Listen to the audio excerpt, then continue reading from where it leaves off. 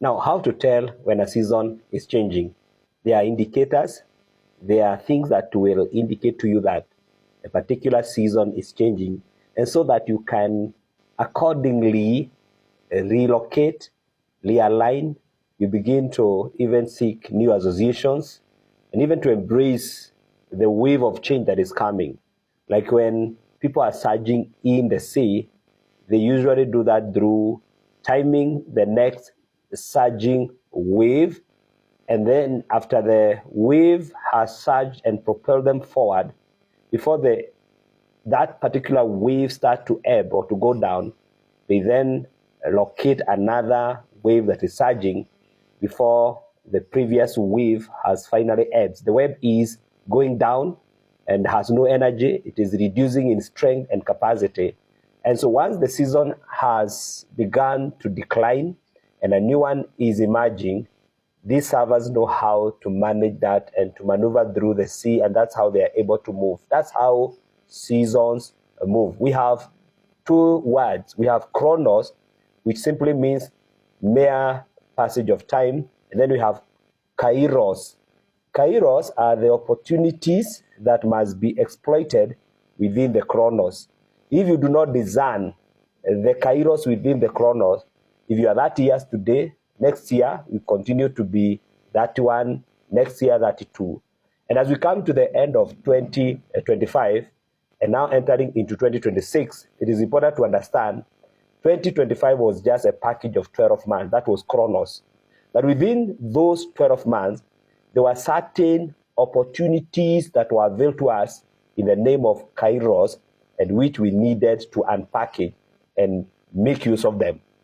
If by 2025, you're supposed to have maybe gone to school or to marry or to do certain things and you did not do, you continue to be old, having not exploited the opportunities that were availed in 2025. And therefore, I'm just here to tell you how to know when seasons change, or a particular season has changed, or a new season has arrived. The first thing, you need discernment, like the sons of Issachar.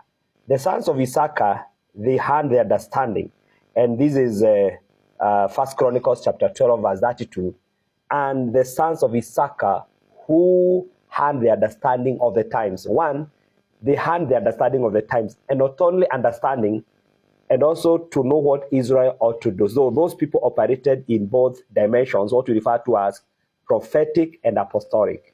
They did not just have the understanding, but they also knew how to execute and to exploit that understanding or that season and that time availed to them. And so therefore, you need discernment like the sons of Issachar.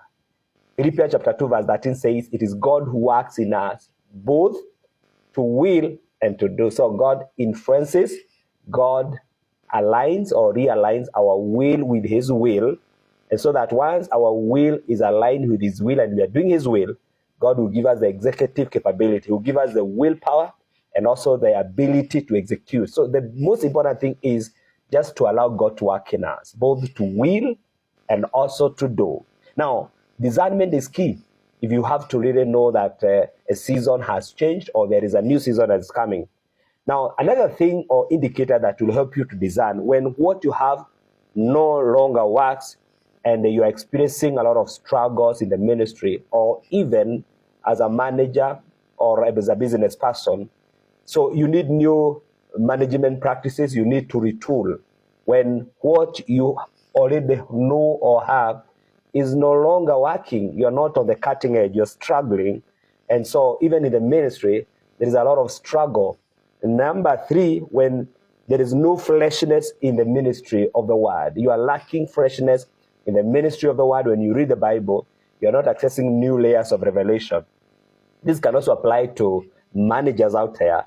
When there is no fresh ideas coming in management, you are stuck, you are fixated on the old management tools and practices that are no longer working, and you are finding that you are lagging behind in technological advancement, efficiency. You are not able to be competitive as a manager out there. Know that a season is changing. When there is no freshness, fresh ideas, creativity, innovation in the practice of management or even in the ministry of the word, Now, the other one is when you start becoming nostalgic, or instead of being passionate about the future, when you start to become nostalgic. Nostalgia is where you get glued on the past. You start endearing the past achievements, what you used to do. You become so loving and adoring the past, and it's like there is no passion that is being generated for future. You're not reaching out, like what Paul says. One thing I do, I forget the things that are behind, and I keep on reaching forward to the new things, and knowing why Christ apprehended me in the first place. This man always did one thing. He kept on reaching out and embracing the new. He did not allow nostalgia. He did not allow himself to be nostalgic. There's so many people who are so nostalgic, and they are not passionate about the future. If you hear ministers talk about the exploits they did in the 70s, in the 60s, in the 80s, how they used to preach, how they used to cast out demons, and they no longer do that today. And so they are fixated on the past. That's a sign that the season has changed and you have not yet transitioned into the new, or you need to adjust accordingly. When a new breed of ministers start declaring truths or new emphasis from Godwards, and the old school ministers start to resist, when you experience resistance from the old school or from ministers from the old school, and there are these new breeds of ministers that are coming up, and they start declaring new truths and even emphasis from the Word of God. It's not another Bible, but new layers are coming, new layers, new lenses are being given to those who are able to capture this season that is changing. And those who belong to the old school, those who are still glued and stuck and fixated to the old school of ministry, they begin now to complain and to fight and even to label them cult. Some of them will say these young men are cultic. And so that's a sign that a season is changing. Even in management, when there are new breeds of managers and who are coming up with innovations, and they are introducing new ways of doing things, innovations, new ways of solving problems that were not used before. And those old managers, all those people who do not want to change. And here it's not about the age, it's just being fixated to the old. Even young people can still be fixated. So know that a season is changing and you are not ready to change. New emphasis, new lifestyle associations begin to emerge. Alignment merges, new emphasis, lifestyles, because when a season comes, it will adjust people's lifestyle, tastes, and preferences, and also associations. Another thing that will help to tell you that a season is arriving, when you start to become dissatisfied with the status quo. When you start to be dissatisfied with the status quo, that's a sign of a change of a season. When majority of ministers start to conform to the mainstream religious organizations' way of doing things, and in order to receive acceptance or general acceptance, when that begins to happen, let me repeat again, when majority of the ministers, especially in the church, they start to conform to the mainstream religious organizations' way of doing things to receive acceptance. Because when you lack the cutting edge and you are no longer advancing, the next thing is you settle down on the plain of Shinar, like in Genesis chapter 11. And what you start to do is to build a monument. You start doing a Tower of Babel because you are no longer journeying.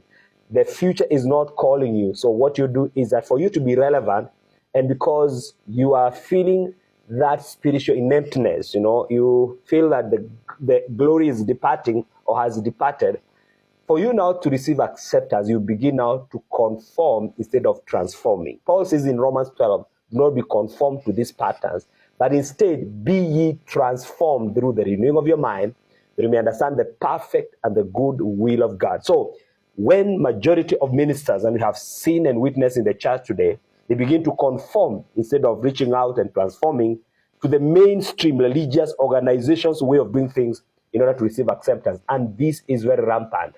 And it's like the medieval age patterns and practices of ministry are resurfacing, and they are reemerging again. We are going back to the same things that some of our brothers fought.